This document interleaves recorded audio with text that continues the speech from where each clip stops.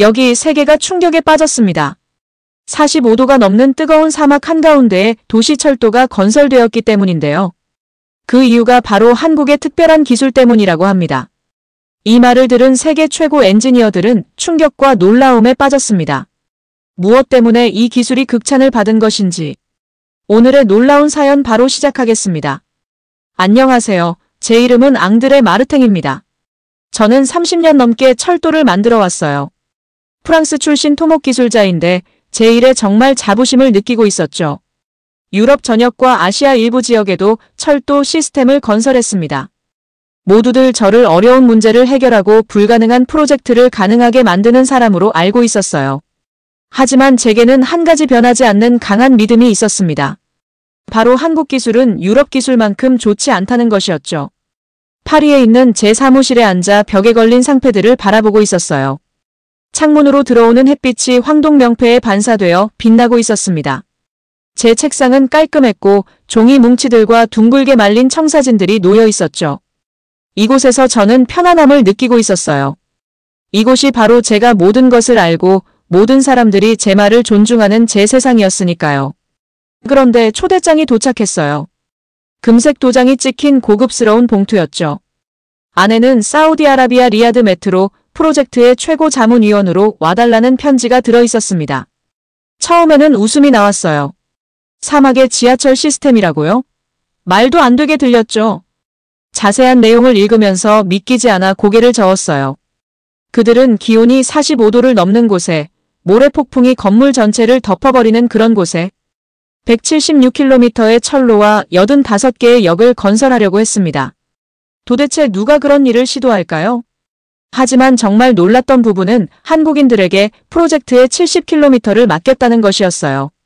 그들이 29개 역과 24km의 다리까지 책임지게 된다니. 불가능해. 저는 혼잣말을 중얼거리고 있었어요. 한국은 공학 분야에서는 아직 개발도상국인데 어떻게 그런 극한 조건을 다룰 수 있을까? 다음 날 독일에서 온 컨설턴트 하일리히 슈미트를 만났습니다. 그는 키가 크고 관자놀이에 은빛 머리카락이 있었으며 세련된 안경 뒤로 날카로운 파란 눈을 가지고 있었죠. 우리는 호텔 레스토랑에 앉아 커피를 마시며 프로젝트 서류를 살펴보고 있었어요. 한국인들은 이런 환경에서 고전할 거예요. 하일리히가 제 생각에 동의하며 말하고 있었습니다. 유럽 공학에는 수백 년의 역사가 뒷받침되어 있잖아요. 우리는 무엇이 효과적인지 알고 있죠. 저는 커피를 한 모금 마시며 창밖으로 파리의 거리를 바라보고 있었어요. 이 프로젝트는 한국 구간이 일정에 뒤처졌을 때 우리의 경험으로 살려야 할 거예요. 그날 밤 호텔방에서 잠을 이루지 못하고 있었습니다. 침대 위에 프로젝트 문서를 펼쳐놓고 다시 읽어보고 있었어요. 이상한 용어가 눈에 띄었습니다. FSLM 방식. 문서에 따르면 이 한국의 혁신 기술은 건설 시간을 극적으로 줄일 수 있다고 했어요. 그냥 멋진 마케팅 용어일 뿐이야. 저는 혼잣말을 하고 있었습니다. 아마 실제로는 효과가 없는 이론일 거야. 하지만 뭔가 마음에 걸리는 게 있었어요. 제 수년간의 경험에도 이 방식에 대해 들어본 적이 없었거든요. 정말 내가 모르는 새로운 것이 있을까요? 저는 서류를 치우고 불을 껐어요. 내일은 프로젝트 시작 회의가 있었습니다. 한국 엔지니어들을 직접 만나서 그들이 정말 무엇을 하고 있는지 알아볼 거예요. 저는 제 지식에 자신감을 느끼면서도 이상하게 불안한 기분을 안고 잠이 들었습니다. 다음 날 아침 최고의 정장을 입고 거울 앞에서 넥타이를 매만지고 있었는데 제 편안한 세상이 곧 바뀌게 될 거라는 걸 전혀 몰랐어요. 공학에 대한, 한국 기술에 대한, 심지어 저 자신에 대한 모든 믿음이 사우디 사막에서 일어날 일들로 인해 도전받게 될 거였습니다. 리야드 메트로 프로젝트는 단순히 철도 시스템을 건설하는 게 아니었어요. 그것은 저를 다시 만들어갈 거였습니다. 리야드 메트로 프로젝트가 시작된 지 6개월이 지났는데 아직도 제가 보고 있는 걸 믿을 수 없었어요. 김민수가 이끄는 한국팀이 놀라운 속도로 앞으로 나아가고 있었거든요. 그들은 이미 2배나 더 오래 걸렸어야 할 초기 기초 작업을 끝내버렸어요.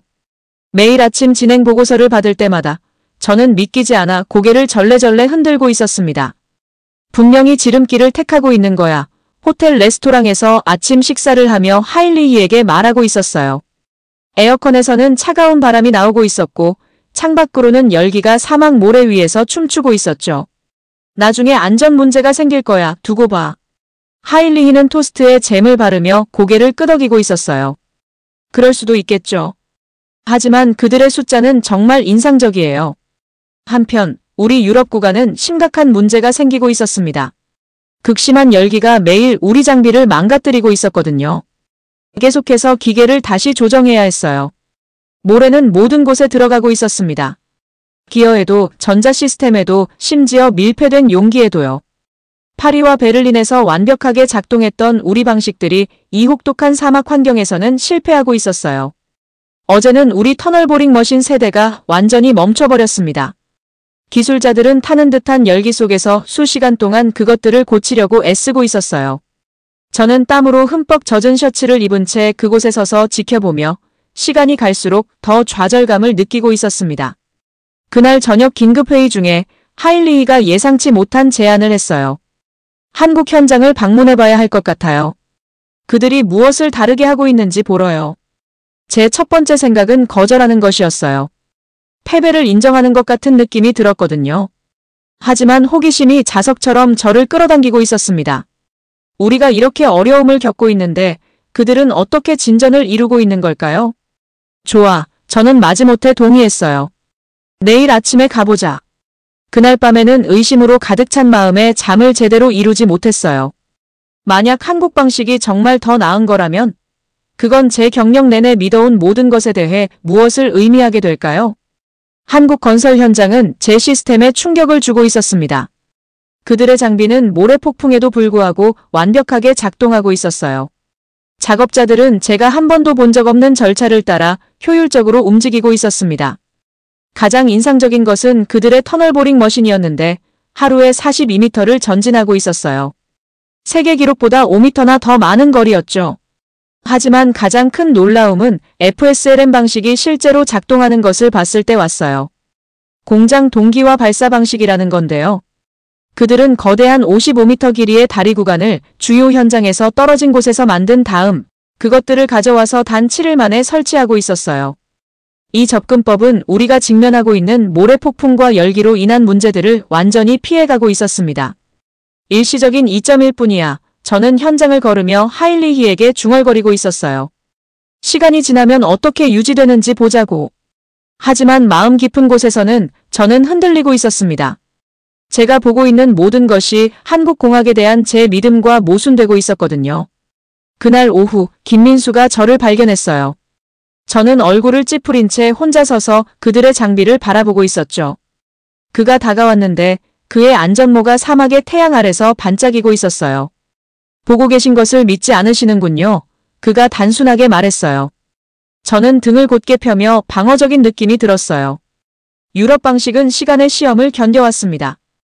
우리는 안전한지 확인하기 전에 새로운 아이디어를 서두르지 않아요. 김민수는 논쟁하지 않았어요. 대신 그는 예상치 못한 것을 제안했습니다. 우리의 AI 적응형 센서 시스템을 보러 오세요. 우리도 당신이 지금 겪고 있는 것과 같은 문제가 있었어요. 2주 만에 해결했죠. 그의 자신감 있지만 자랑스럽지 않은 어조의 뭔가가 그를 따라가게 만들었어요. 큰 에어컨이 설치된 컨테이너 안에서 그는 건설 현장의 실시간 데이터를 보여주는 컴퓨터 화면들이 가득한 벽을 보여주었습니다. 시스템이 모래 간섭과 열 변동에 자동으로 조정하고 있었어요. 센서들이 모래 폭풍 중에 스스로 재조정합니다. 김민수가 설명하고 있었어요. 환경 변화로부터 배우고 적응하죠. 저는 몇 시간 동안 질문하고 데이터를 검토하고 시스템이 작동하는 것을 지켜보고 있었어요. 김민수는 모든 것에 솔직하게 대답하며 그들의 도전과 해결책을 공유했습니다. 그는 저를 경쟁자가 아닌 동료처럼 대하고 있었어요. 우리 접근법이 유럽 방식보다 더 좋거나 나쁜 것은 아닙니다. 사막에 태양이 지기 시작하며 건설 현장에 긴 그림자를 드리울 때 김민수가 설명했어요. 우리의 도전이 달랐기 때문에 다른 거예요. 한국에서는 수세기 동안의 안정적인 발전에 의존할 수 없었어요. 전쟁 후에 빠르게 혁신해야 했죠. 그날 저녁차로 돌아가는 길에 사막바람이 모래를 제 얼굴에 불고 있었어요. 저는 내면에서 무언가가 변화하고 있음을 느꼈습니다. 확신의 벽이 균열되기 시작하고 있었죠. 제가 쉽게 무시했던 이 한국 엔지니어가 제가 모르는 무언가를 이해하고 있는 것 같았어요. 그날 밤 호텔방에서 저는 김민수의 기술 문서들을 침대 위에 펼쳐놓고 있었습니다. 눈이 따가울 때까지 읽으며 제가 전에 고려해보지 않았던 접근법과 아이디어들을 흡수하고 있었어요. 어두운 사막 하늘을 바라보며 저는 불편한 사실을 깨달았습니다. 어쩌면 이 사람은 제 경쟁자가 아닐지도 모른다는 것이었어요. 어쩌면 제가 30년 동안 믿어온 모든 것과는 반대로 그는 제가 필요한 줄도 몰랐던 멘토일지도 모른다는 생각이 들었습니다. 다음 날 아침 일찍 일어났는데 이미 마음을 정해놓은 상태였어요. 제 눈으로 직접 김민수의 기술을 본 후에는 더 이상 제 방식만이 옳다고 할 수는 없었거든요. 태양이 뜨기도 전에 저는 프랑스 팀과 긴급회의를 소집했어요.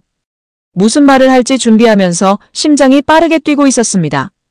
오전 7시 30분 모두가 우리의 임시 사무실에 모였어요.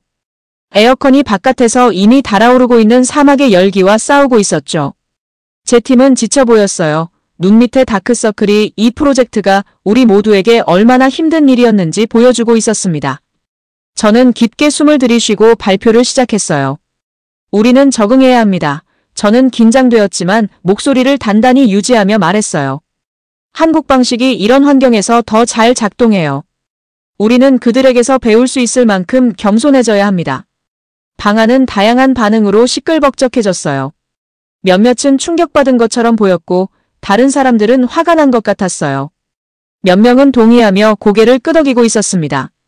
15년 동안 저와 함께 일했던 부대표 장 피에르가 빠르게 일어서며 저를 놀라게 했어요. 앙드레가 맞아요. 그가 말했어요. 그들의 특수 코팅 기술은 우리의 디자인 기술과 결합될 수 있어요. 함께라면 더 좋은 것을 만들 수 있을 거예요. 다른 사람들은 납득하지 못하고 있었어요. 찌푸린 얼굴과 팔짱을 낀 사람들이 보였죠. 가장 오래된 동료들 중 일부는 저를 쳐다보지도 않았어요. 그들은 제가 유럽공학 전통을 배신했다고 생각하고 있었습니다. 저는 그들의 감정을 이해할 수 있었어요. 겨우 이틀 전만 해도 저도 똑같이 느끼고 있었으니까요. 소식은 국제팀들 사이에 빠르게 퍼졌어요. 점심시간에 구내식당에서 프로젝트 조정관 중 한 명인 루이 뒤발이 제 테이블로 다가왔어요. 그는 가까이 몸을 기울여 조용히 말하면서 심각한 표정을 짓고 있었습니다. 사우디 정부가 모든 진행 보고서를 검토하고 있어요. 그가 말했어요. 그들이 우리 구간 일부를 빼앗아서 한국 팀에게 줄 생각을 하고 있대요. 5년 전이었다면 이 소식이 저를 격분하게 했을 거예요. 하지만 오늘은 이상하게도 차분함을 느끼고 있었습니다. 그렇다면 우리가 적응하고 함께 일할 수 있다는 걸 보여줘야겠네요. 제가 대답했어요. 그날 오후 저는 김민수에게 전화해서 특별회의를 마련했어요. 3시간 후 우리는 양쪽 팀원들과 함께 큰 회의실에 앉아 있었죠. 테이블 위에는 기술 도면을 펼쳐놓고 벽에는 도표를 붙여놓고 있었어요. 처음에는 방 안에 긴장감이 느껴졌어요. 한쪽에는 유럽인들, 다른 쪽에는 한국인들이 있었죠. 당신의 센서 시스템이 어떻게 작동하는지 보여주세요. 저는 불편한 침묵을 깨며 김민수에게 말했어요. 다음 3시간 동안 우리는 기술적인 세부 사항을 이야기하고 문제를 공유하고 해결책을 제안했어요. 항상 쉽지는 않았죠. 제가 뭔가를 질문할 때는 그들을 믿지 않는다는 식으로 들리지 않도록 조심해야 했어요. 그들이 자신들의 방식을 설명할 때는 우리 방식이 구식이라고 생각한다는 것처럼 보이지 않으려고 노력하고 있었습니다. 천천히 마법 같은 일이 일어나기 시작했어요. 양쪽 팀의 엔지니어들이 특정 문제를 중심으로 모이기 시작했습니다. 프랑스 전자 전문가와 한국 소프트웨어 개발자가 노트북 앞에 모여 새로운 아이디어를 테스트하고 있었어요. 제 다리 설계 전문가는 김민수의 재료 과학자와 함께 서서 우리의 접근 방식을 어떻게 결합할지 논의하고 있었습니다. 모두가 참여한 것은 아니었어요. 몇몇 고위 유럽 엔지니어들은 방 가장자리에 팔짱을 끼고 서서 참여를 거부하고 있었어요. 하일리히조차도 호기심과 의심 사이를 오가고 있었습니다. 저는 그들의 망설임을 이해할 수 있었어요. 변화는 어려운 것이니까요.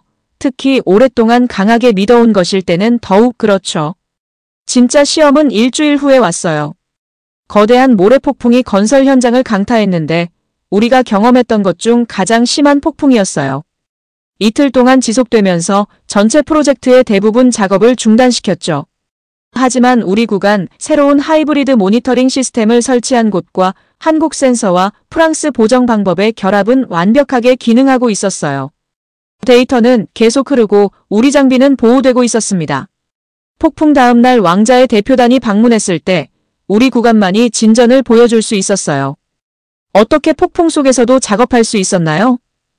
한 관계자가 분명히 감명받은 표정으로 물었어요. 협력이죠. 저는 간단히 대답했어요. 한국의 혁신과 유럽의 정밀함을 결합했습니다.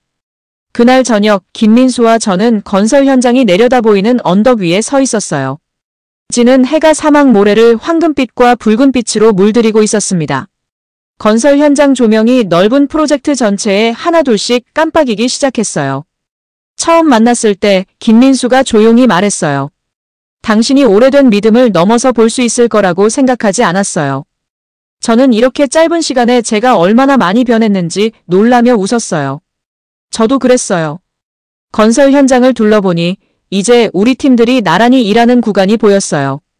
한국 엔지니어들이 우리 기술자들에게 특수 코팅 방법을 가르치고 있었고 프랑스 디자이너들은 다리 지지 시스템을 개선하는 데 도움을 주고 있었습니다. 완벽하진 않았어요. 여전히 논쟁과 오해가 있었지만 진전이 있었죠. 리야드에 도착한 이후 처음으로 저는 프로젝트에 대해 진정으로 희망적인 느낌이 들었어요. 그것보다 더 매일 새로운 것을 배우고 있다는 느낌이 들었습니다. 제 오래된 확신들이 호기심으로 대체되었고 마치 새로운 눈으로 세상을 보는 것 같았어요. 앞으로의 길은 쉽지 않을 거예요. 변화는 결코 쉽지 않으니까요. 하지만 사막 하늘에 첫 별들이 나타나기 시작할 때 저는 우리가 올바른 방향으로 나아가고 있다는 것을 알고 있었어요. 경쟁자가 아닌 우리 중 어느 누구도 혼자서는 만들 수 없는 것을 함께 만들어가는 파트너로서요. 9개월이 지난 후 우리는 가장 큰 도전에 직면하고 있었어요.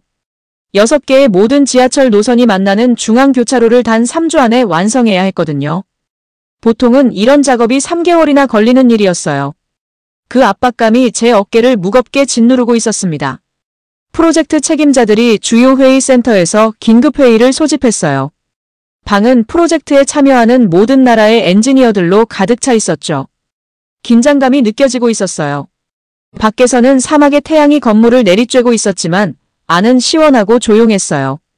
논쟁이 시작되기 전까지는요. 이 기한을 맞추는 건 불가능해요. 한 독일 컨설턴트가 테이블을 내리치며 말하고 있었어요. 더 많은 시간이 필요합니다. 우리 방식으로는 일정을 맞출 수 있어요. 한국 엔지니어가 그들의 진행 상황을 보여주는 차트를 가리키며 반박하고 있었죠. 논쟁이 계속되면서 사우디 대표들은 점점 더 걱정스러워 보이고 있었어요. 의견 차이로 방안은 점점 더 시끄러워지고 있었습니다. 우리가 극복하기 시작했던 옛 분열이 압박감 속에서 다시 나타나고 있었어요.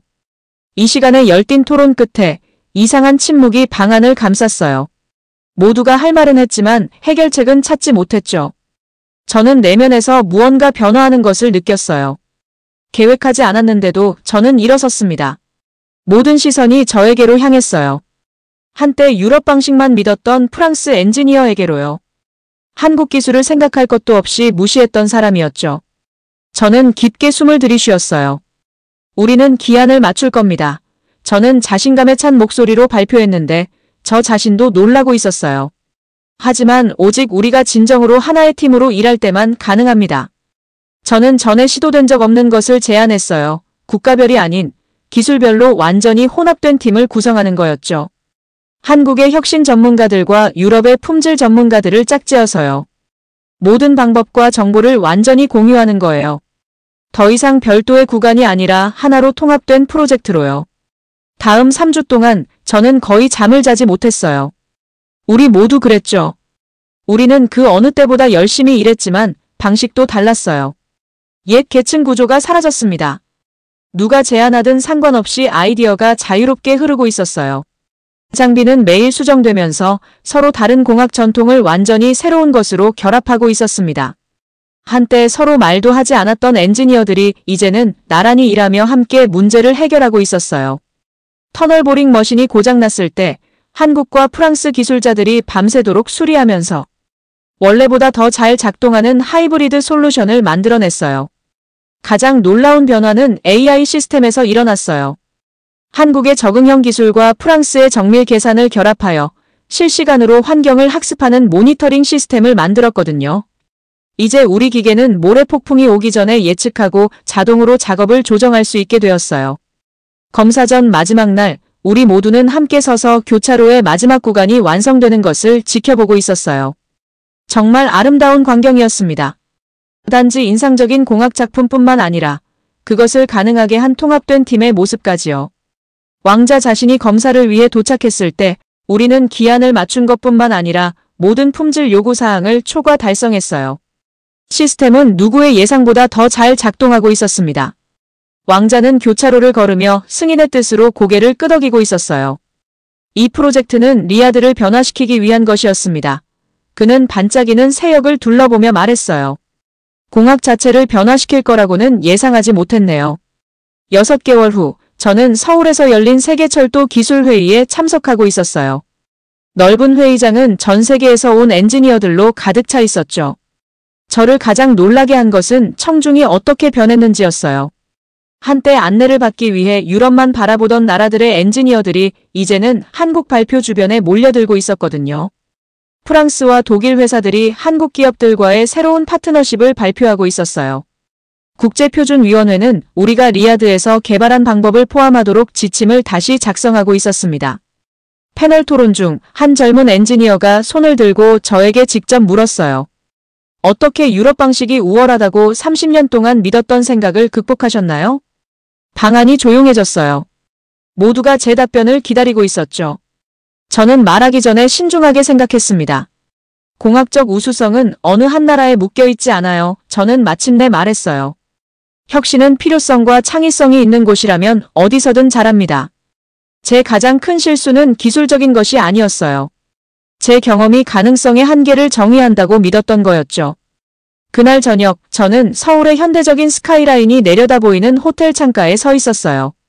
도시는 불빛으로 반짝이며 제가 존중하게 된 같은 창의적 에너지를 보여주고 있었습니다.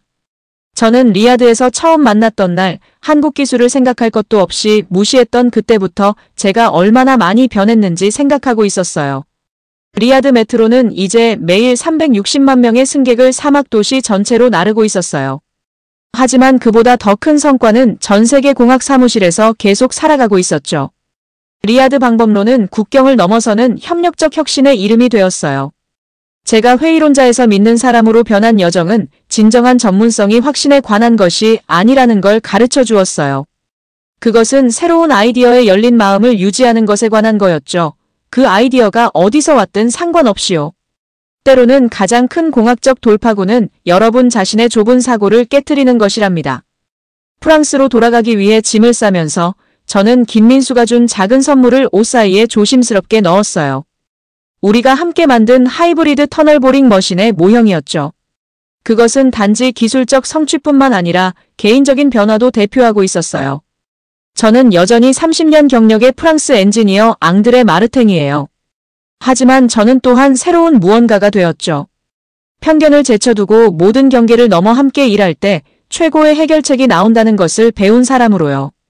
오늘의 영상은 여기까지입니다. 오늘의 사연 재밌게 보셨다면 좋아요와 구독 꼭 부탁드릴게요.